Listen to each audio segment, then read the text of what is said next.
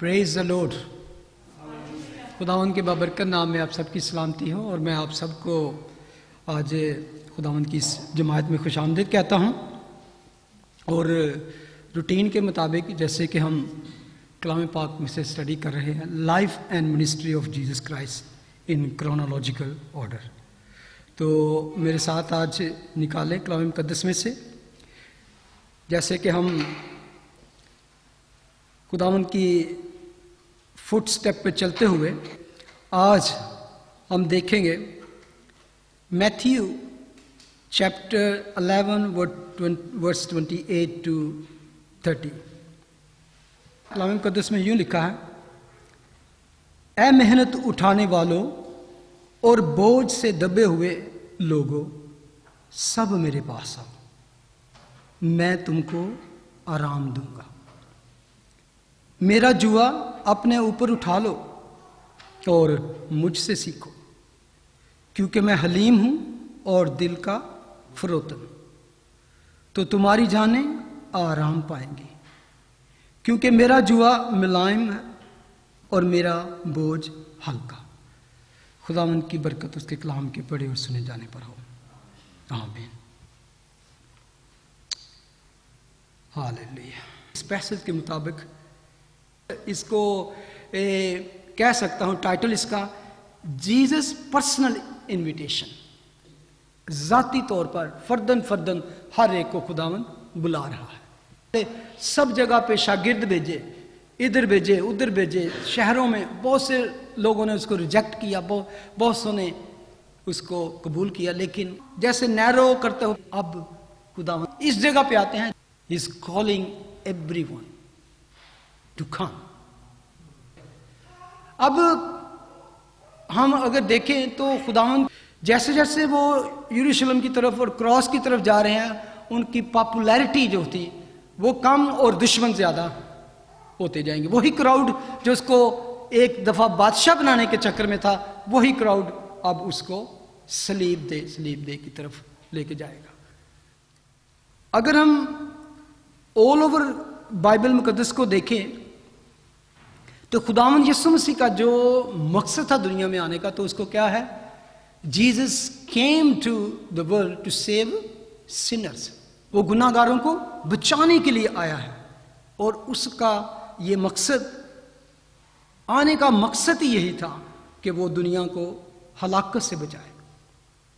और पर्सनल दावत यहां पर ही नहीं खुदावंद ने दी, इस calling from the beginning. Even जहां से भी आप शुरू करें, खुदावंद लोगों को बुला रहा है। जब एंड पे चले जाएंगे तो एंड पे भी खुदावंद बुला ही रहा है सबको। मुकाशवा की किताब में हम पढ़ते हैं, खुदावंद कहते हैं 3:20 में, देख मैं दरवाजा पर खड़ा हुआ खटखटाता हूं, अगर कोई मेरी आवाज सुनकर दरवाजा खोलेगा तो मैं उसके पास अंदर जाकर उसके साथ खाना खाऊंगा और वो मेरे साथ। और ये पिक्चर है असल में कि he is knocking the door of men's heart. लोगों के दिलों पर खटखटा रहा है यीशु। मैं कभी कभी सोचता हूं कि जब हम कहते हैं कि he is God, he is all authority in heaven and earth, so उसको नॉक करने की क्या जरूरत है? Who can stop him to come inside? He can come, but he never do that. He never do that. He never forcefully come in your life. वो आपको मजबूर नहीं करता कि मेरे लिए दरवाजा खोलो। ही नीड योर परमिशन। नॉकिंग का मतलब यही होता है ना, जब चोर डाकू आते हैं या कोई हमला करने के लिए, they don't need your permission, they just come, they destroy, they because they come to destroy. लिखा ना शैतान के बारे में कि चोर आता है चुराने, हलाक करने और मार डालने, डिस्ट्रॉय करने के लिए आता है। लेकिन जीसस का क्यों आता है? कि वो जिंदगी पाए और कसरत से पाए। यीशु जिंदगी देने आता है। And he always knocks. He knocks कभी कभी वो अपने आपके किसी गॉडली फ्रेंड के जरिए से आपके दिल पर नॉक करता है। कभी कभी वो किसी मसीही बुक के जरिए से, मसीही फिल्म के जरिए से, बाइबल मुकद्दस के जरिए से, आप कलाम के जरिए से आपके दिल पर नॉक करता है। कभी कभी किसी बिलवड वन की डेथ पर भी वो आपको कॉल करता है, जहां आप मेमोरियल सर्विस पे जाते हैं, वहां पे पैगाम सुनते हैं। अक्सर वो मैरिटल प्रॉब्लम के जरिए से वो आपको बुलाता है, नॉक करता है। गुर्बत के जरिए से, लोनलीनेस के जरिए से, पेन, सफरिंग, गिल्ट के जरिए से, किसी ना किसी तरीके से वो आपकी जिंदगी में दखल अंदाजी करता है, नॉक करता है। ये सिर्फ करता है वो। He seeks fellowship. He seeks relationship. He wants to come in my life and your life. Anybody who invites him inside, he wanted to come. He always knocks. He wanted to enter in our life. He wanted to have a real relationship. सच्ची हकीकी रफाकत हमारे साथ वो रखना चाहता है। वो शुरू से खुदावन का यही तरीका रहा और यही उसकी चाहत रही। और जब यहाँ हम मुकाशफों को देखते हैं तो असल में जब वो हम पढ़ते हैं कि वो अंदर आके खाना खाना चाहता है, तो जो इसका ग्रीक में ट्रांसलेट किया गया वो शाम के खाने की, सपर की बात करते हैं कि मैं सपर करूंगा तेरे साथ, शाम का खाना तेरे साथ खाऊंगा। वजह क्या है शाम का खाना क्यों खाना चाहता है हमारे साथ? कि जो आपका नेक्स्ट डे जो है वो जब निकले तो वो अंधेरे में ना निकले, मेरे साथ निकले। You want your day to be rise with me, not with the darkness but with the light. ये जो दिन गुरूब हो रहा है, जो शाम ढल रही है, ये अंधेरे में ना डले और दूसरा नया दिन मेरे साथ तुम्हारा तुलू हो निकले। That is the heart of God. He always call. Even अगर हम ओल्ड टेस्टामेंट में देखें तो वहां पर भी खुदावन इन्विटेशन देता है। इसाया 45:22, ए इंतहाई जमीन के सब रहने वालों, तुम मेरी तरफ मुतवज्जा हो और नजात पाओ, क्योंकि मैं खुदा हूं और मेरे सिवा कोई नहीं। मैंने अपनी जात की कसम खाई है, कलाम सदक मेरे मुंह से निकला है और वो टलेगा नहीं, और कि हर एक घुटना मेरे हुजूर झुकेगा और हर एक जुबान मेरी कसम खाएगी। इसी में चैप्टर 55 वर्स 1-3, ऐ सब प्यासो पानी के पास आओ, और वो भी जिसके पास पैसा ना हो, आओ और मूल लो और खाओ। हाँ आओ, मैं और दूध बेज़र और बेकीमत खरीदो। तुम किस लिए अपना रुपया उस चीज़ के लिए जो रोटी नहीं, और अपनी मेहनत उस चीज़ के लिए वास्ते जो आसूदा नहीं करती खर्च करते हो? तुम गौर से मेरी सुनो और वो चीज़ जो अच्छी है खाओ, और तुम्हारी जान फरबही और से लज्जत उठाए। कान लगाओ और मेरे पास आओ। Always is calling, come to me, come to me. सुनो और तुम्हारी जान जिंदा रहेगी और मैं तुमको अब्दी अहद यानी दाऊद की सच्ची नेमतें बख्शूंगा। जॉन चैप्टर 6 हमने स्टडी की थी, तो उसकी अगर वर्स 35 देखें तो लिखा है, यीशु ने उनसे कहा, जिंदगी की रोटी मैं हूं, जो मेरे पास आए, इज ऑलवेज कॉलिंग, जो मेरे पास आए मैं क्या करूंगा, वो हरगिज भूखा ना होगा, और जो मुझ पर ईमान लाए वो कभी प्यासा ना होगा। When he is calling, come to me, is actually saying, believe on me. Is saying, believe on me. Come to me is believe in me. और चैप्टर 7, जॉन चैप्टर 7 वर्स 37, फिर ईद के आखिरी दिन जो खास दिन है, यीशु खड़ा हुआ और पुकार कर कहा, अगर कोई प्यासा हो तो मेरे पास आए, पास आकर पिए, जो मुझ पर ईमान लाए। फिर वही उसके अंदर से, जैसा कि किताब मुकद्दस में आया है, जिंदगी के पानी की नदियां जारी होंगी। ये रूह कुदस के बारे में खुदा ने कहा जो उनको बाद में मिला। फिर चैप्टर 8 वर्स 12 में लिखा है, यीशु ने फिर उनसे मुखातिब होकर कहा, दुनिया का नूर मैं हूं, जो मेरी पैरवी करेगा वो अंधेरे में ना चलेगा बल्कि जिंदगी का नूर पाएगा। जो मेरी आवाज सुन के आएगा, मुझे फॉलो करेगा, तो वो क्या अंधेरे में ना चलेगा बल्कि नूर में जिंदगी पाएगा। हालेलुया। फिर चैप्टर 11, जब खुदावन लाजर की कब्र पर जाते हैं तो वहां पर उसकी बहन मार्था उससे कहती है कि खुदावंद उसको कहते हैं कि तेरा भाई जी उठेगा। तो मार्था ने उससे कहा, मैं जानती हूं कि क़यामत के आखिरी दिन, क़यामत के आखिरी दिन जी उठेगा। तो खुदावंद वर्स 25 में कहते हैं, यीशु ने उससे कहा, क़यामत और जिंदगी तो मैं हूं। वो कहते आखिरी दिन जी उठेगा, कहते मैं आखिर भी हूं और अव्वल भी हूं, मैं ही तो हूं, मैं तेरे सामने खड़ा हूं। जो मुझ पर ईमान लाता है वो मर भी जाए तो भी जिंदा रहेगा, और जो कोई जिंदा है और मुझ पर ईमान लाता है वो अब तक कभी ना मरेगा। क्या तू ईमान रखती है? फिर आखिर में मुकाशफा की एक और आयत देखते हैं, चैप्टर 22 वर्स 17।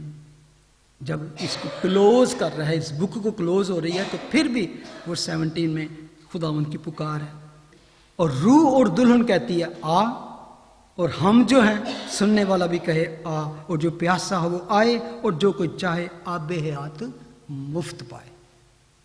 जो चाहे, एनीबॉडी, एनीवन, एनी टाइम, जो आए वो आबे हयात मुफ्त पाए।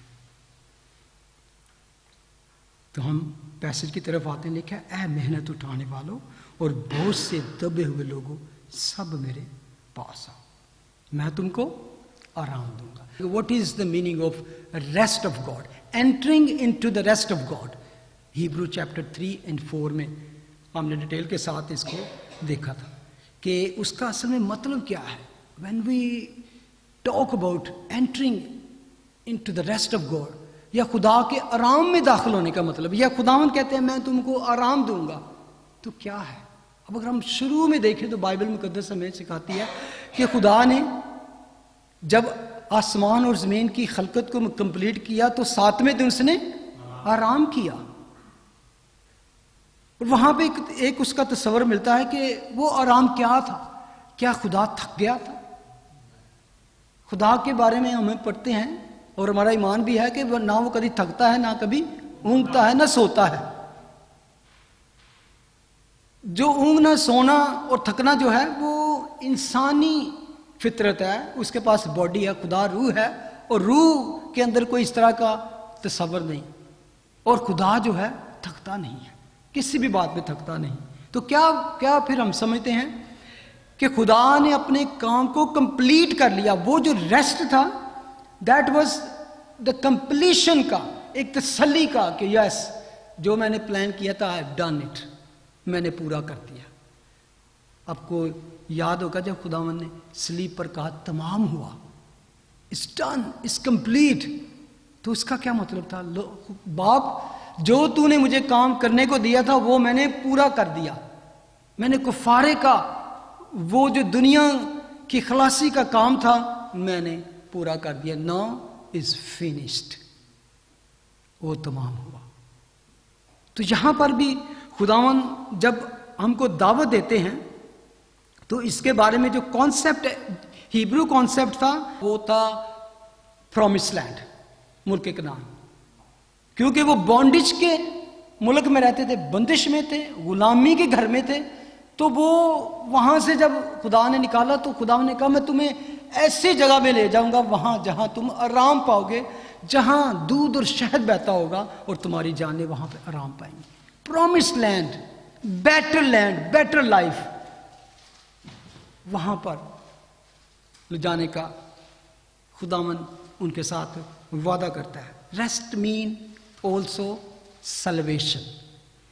उनको बॉन्डिज से निकालकर, गुलामी के घर से निकालकर वहां पर फ्रीडम देना, दैट इज ऑल्सो सल्वेशन।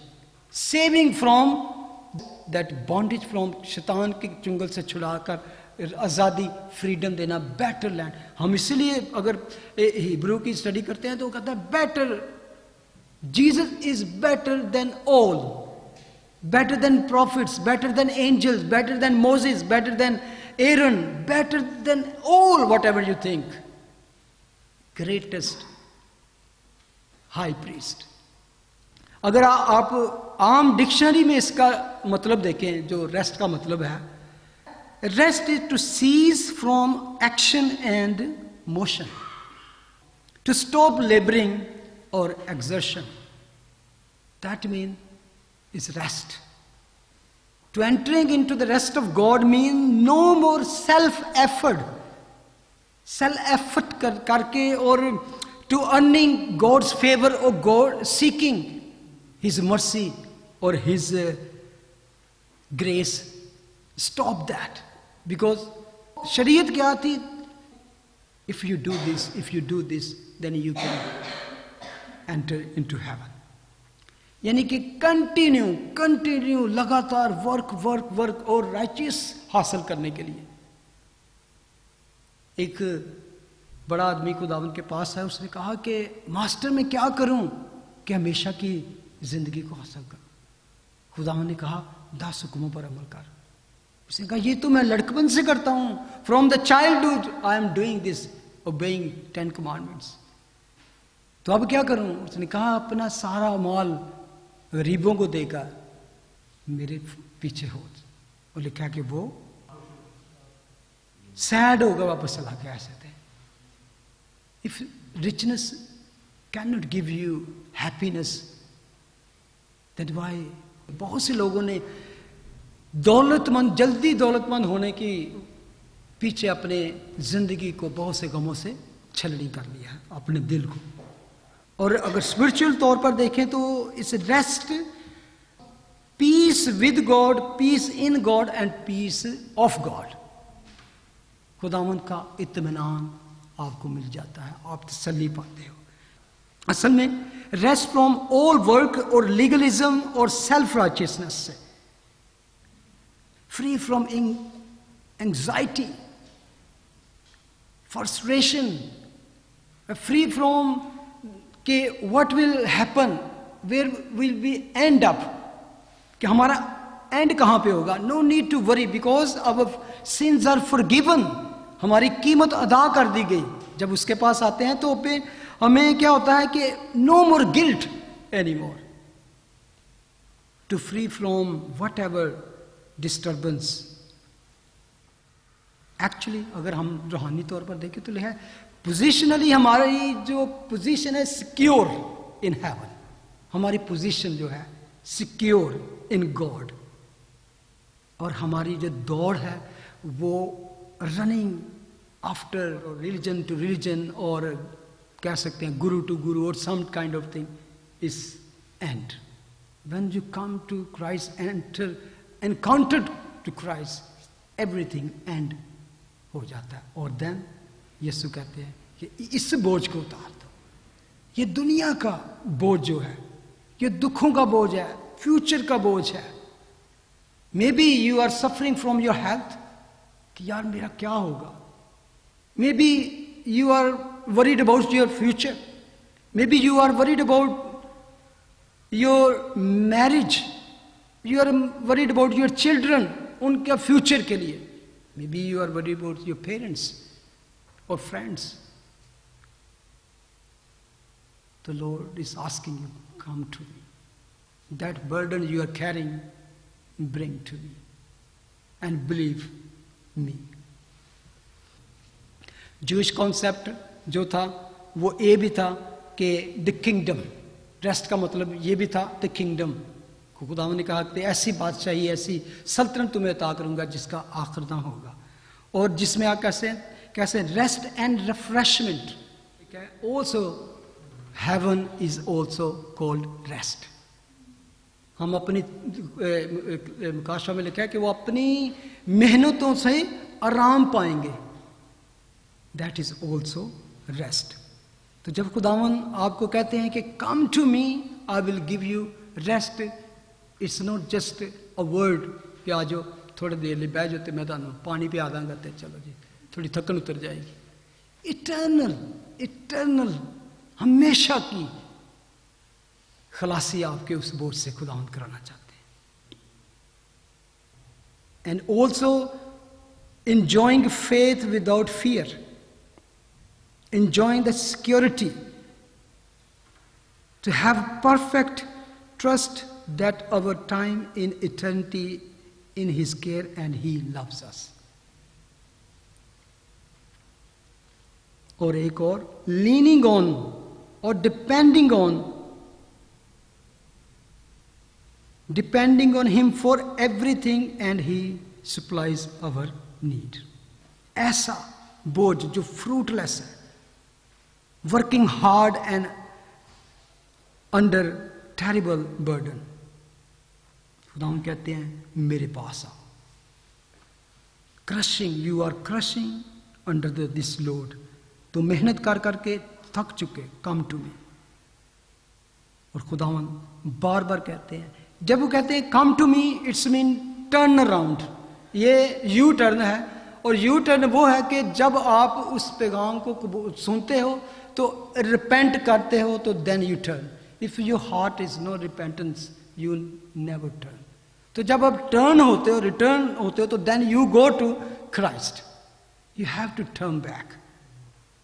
और यही अगर आप देखें तो ये रिपेंटेंस का जो मैसेज था, जब खुदावंद ने मिनिस्ट्री शुरू की तो उसने कहा तौबा करो. जॉन द बैप्टिस्ट ने मिनिस्ट्री शुरू की, उसने भी कहा तौबा करो. शागिर्दों ने जब मिनिस्ट्री शुरू की तो उन्होंने कहा रिपेंट, रिपेंट. ये स्टार्ट से अगर देखें रसूलों के अमाल जो है, हमेशा यही पैगाम था उनका, तौबा करो, तौबा करो. अमाल चैप्टर 2 वर्स 38 में लिखा है, पतरस ने उनसे कहा कि तौबा करो और तुम में से हर एक अपने गुनाहों की माफी के लिए यीशु मसीह के नाम पर बपतिस्मा ले तो तुम रूह कुदस इनाम में पाओगे. इवन चैप्टर 3 में लिखा है वर्स 10 में, बस तौबा करो और रुजू लाओ ताकि तुम्हारे गुनाह मिटाए जाएं और इस तरह खुदावंद के हुजूर से ताजगी के दिन आए. रिफ्रेश हिम, फ्रेश अनॉइंटिंग, यानी कि आपका बोझ उतर जाए, आपके गुनाह माफ किए जाए, खलासी हो जाओ, तो तुम एक नए इंसान की तरह उभरो. अमाल 8:20, पतरस ने उससे कहा तेरे रुपए तेरे साथ. ये वो जो शमौन जादूगर था, जो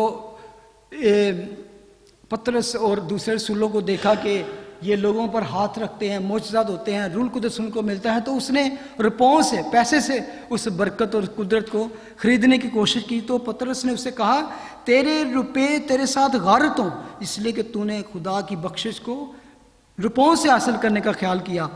तेरा इस अमर में ना हिस्सा है ना बकरा, क्योंकि तेरा दिल खुदा के नज़दीक खालिस नहीं. बस अपनी इस बदी से तौबा कर.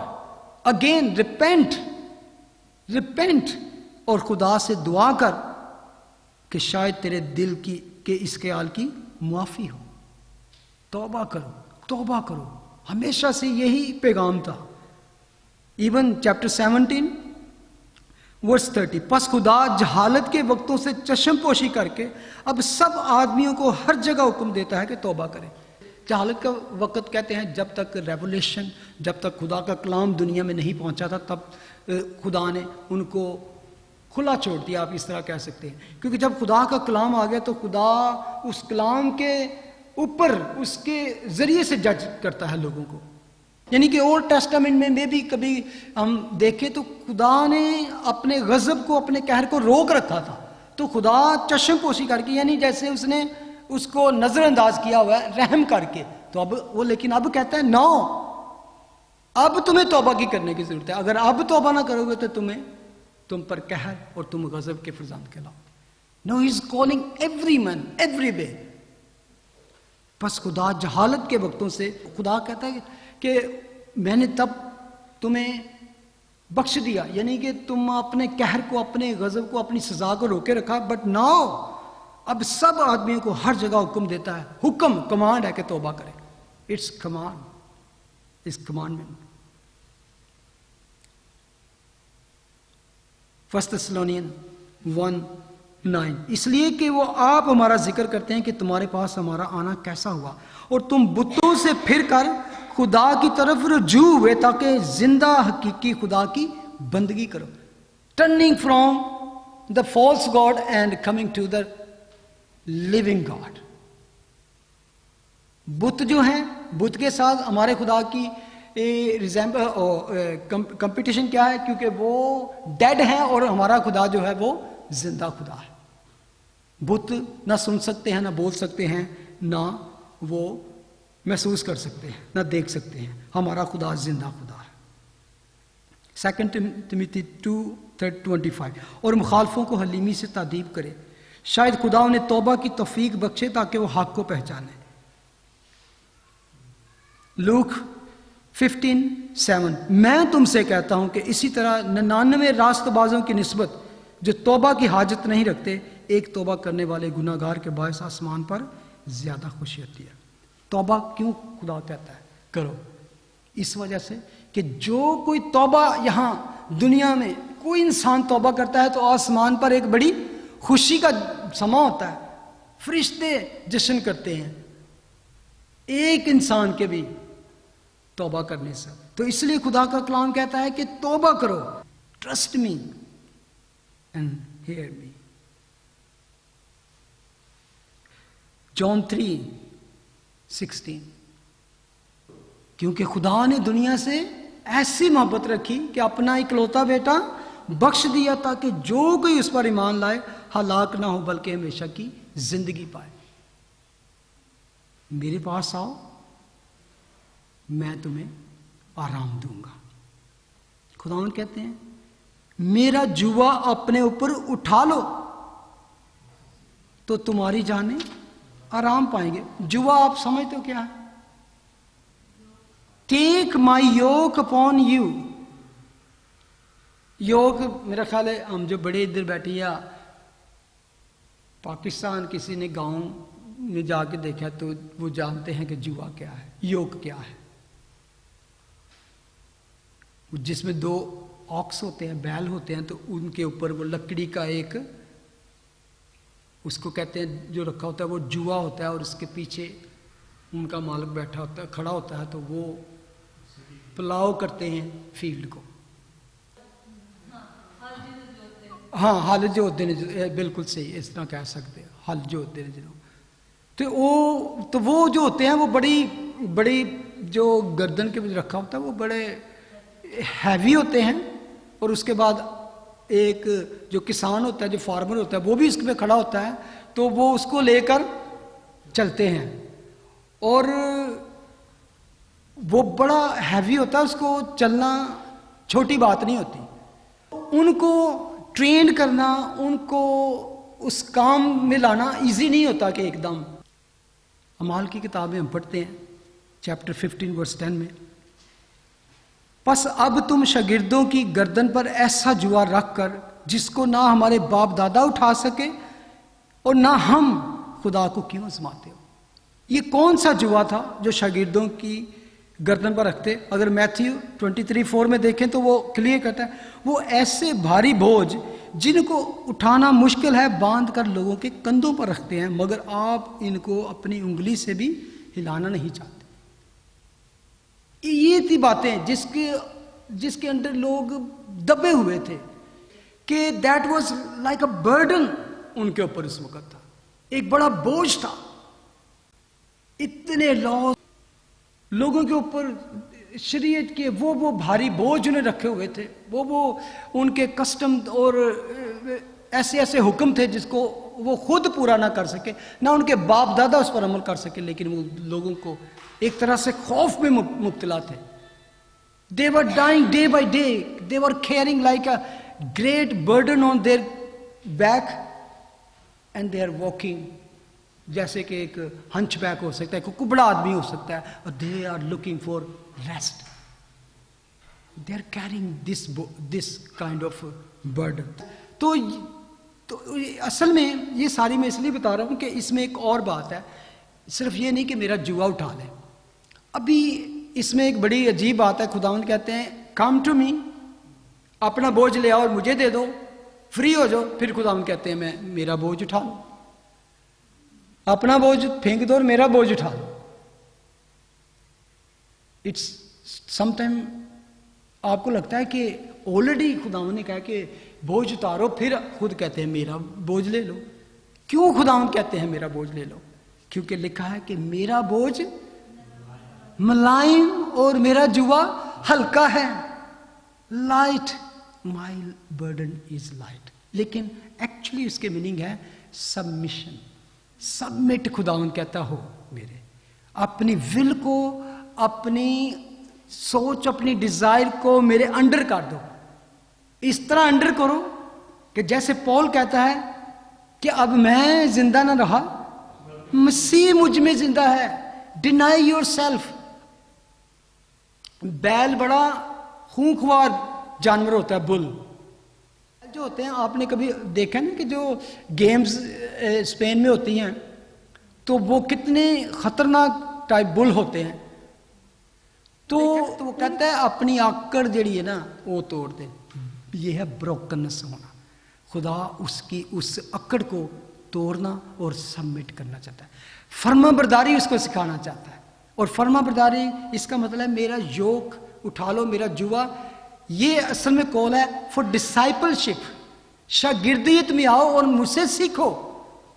आई will teach you, I will train you. और कभी कभी हम सिर्फ यही कहते हैं, ओ हमने जात पा ली, हमने खुदा उनको कबूल कर लिया, that's all. No,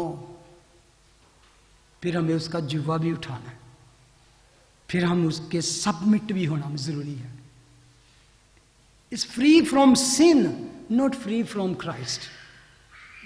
free from the desire and anxiety and misery and problem from this world, not from Christ. और मैं समझता हूं जितनों ने उसका जुआ उठा लिया है, और मैं दावे से कहता हूं, you know many testimony, they don't want to leave that जुआ। They always want. पॉल कहता है कि तेरा फजल मेरे लिए काफी है। अब मैं गरीबी में, सताए जाने में, इंसल्ट होने में भी, तेरी कमजोरी में भी तेरी फजल के नीचे रहूंगा। जब जब मैं कमजोर होता हूं तब तेरी कुदरत मुझ में काम करती है। मैं खुश हूं। I will rejoice in all condition. इन कह सकते हैं कि तेरे जुए के नीचे भी मैं रिजॉइस करूंगा, क्योंकि तेरा जुआ लॉर्ड हल्का है, मुलायम है, और तेरा बोझ हल्का है। Submission to his lordship, submission to his teaching and his discipleship. हमें खुदावंद के पास आने के बाद फर्मा बरदारी करना लाजमी है, और that is one responsibility which lord gives us. उसका जुआ इसलिए उठाना जरूरी है कि वो कहता है मुझसे सीखो, ओबीडियंट हो। एक बात यहां पे जो बात की है, उन्होंने कभी भी ऐसी बात नहीं कही। वो बात क्या है? मुझसे सीखो, लर्न फ्रॉम मी। वो क्या है? अक्सर खुदावंद टीच करते हैं, उनकी सारी टीचिंग जैसी कोई टीचिंग नहीं है, लेकिन यहां वो यीशु जो कहता है मुझसे सीखो, वो क्या है? अगर गौर करें तो लिखा है कि मैं मुझसे सीखो क्योंकि मैं दिल का फरोतन और हलीम हूं। I am lolly and gentle. अगर आपकी जिंदगी में इस चीज की कमी है ना, तो बहुत बड़ी कमी है। मेरी जिंदगी में ये कमी है, जेंटल और सॉफ्ट, फरोतन, हलीम, तो बहुत बड़ी कमी है। और where you can go to learn that, where you can go to be humble, only Jesus can teach you. Jesus is saying this one, maybe other thing you can learn from anywhere, but this thing you can only learn from me, because I am the personification of humbleness. मैं उसका नमूना हूं, मैं source हूं, मेरे अंदर से ही ये सारी निकलती है चीजें। तो if you come to me, I will make you meek and lowly, फ्रोतन एंड हलीम।